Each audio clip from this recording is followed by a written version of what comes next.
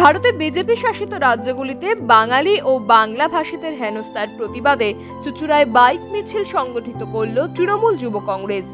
হুগলি চুঁচুড়া পৌরসভা ৩০ নম্বর ওয়ার্ডের রাজরাজেশ্বরী তলা থেকে শুরু করে তালডাঙ্গা, তোলাফটক, ফুলপুকুর, গোরস্তান, বীরতলা, পেয়ারা বাগান, কারবালা, পাংখাটুলি, চকবাজার, বালির মোড়, ব্যান্ডেল চার্চ, ত্রিকোণ পার্ক, সাহাগঞ্জ, ষষ্ঠীতলা হয়ে ঝাঁপপুকুরের ১ নম্বর ওয়ার্ডে তৃণমূল কংগ্রেসের কার্যালয়ে গিয়ে শেষ হয়।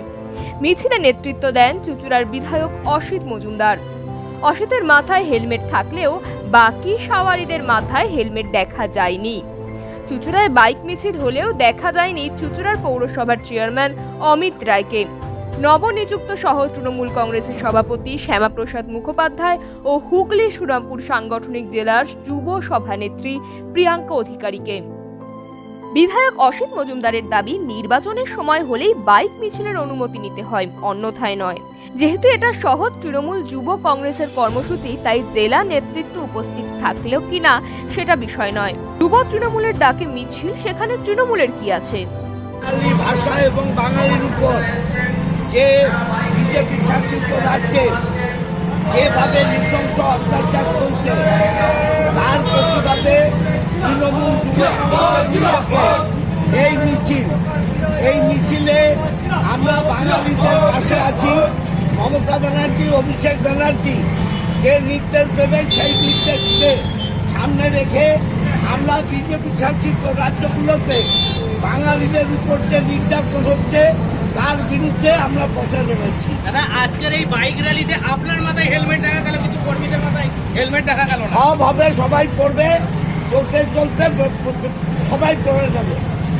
এটা কি ট্রাফিক নিয়ম কি ভাঙা হচ্ছে না? না, ট্রাফিক নিয়ম আমরা লঙ্ঘন করি না। সরকার আমরা আমাদের সরকারের যা আইন এবং কানুন আছে মেনে চলি। আর এই প্রসঙ্গে বিজেপি জেলা সাধারণ সম্পাদক সুরেশ সাউয়ের কটাক্ষ, বাংলা এবং বাঙালির জন্য তৃণমূলের কোনো চিন্তা নেই। এটাই যদি থাকতো তাহলে ২৬,০০০ শিক্ষককে চাকরি দেওয়ার পরেও তারা রাস্তায় নামতেন। আর বাইক মিছিল করছে শাসক দল, তার মাথাতেই হেলমেট নেই। ওরা আইন তৈরি করে, ওরাই আইন ভাঙে। আসলে তৃণমূল চুঁচুড়ায় গোষ্ঠীদ্বন্দ্বে বিভক্ত, তাই বিধায়ক অস্তিত্ব জানান দিতেই বাইক মিছিল করেছেন। বাংলা বা বাঙালি নিয়ে বিধায়কের ন্যূনতম মাথা ব্যথা নেই। যদি মাথা ব্যথা থাকতো তাহলে আমরা অনেক আগেই দেখতে পারতাম যে ২৬,০০০ শিক্ষক যারা তৃণমূল সরকারের জন্য চাকরি হারিয়েছে তাদের হয়ে রাস্তায় নামতো বিধায়ক মশাই।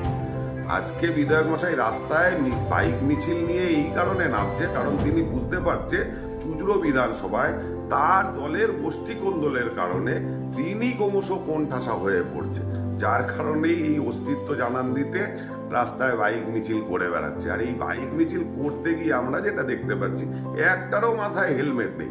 মানে তৃণমূল সরকার আইন তৈরি করছে, আর তৃণমূলের দলবল তারা রোজ আইন হাতে নিয়ে আইন ভাঙছে। হুগলি থেকে তরুণ তাঁতির রিপোর্ট, সময় বার্তা ডিজিটাল।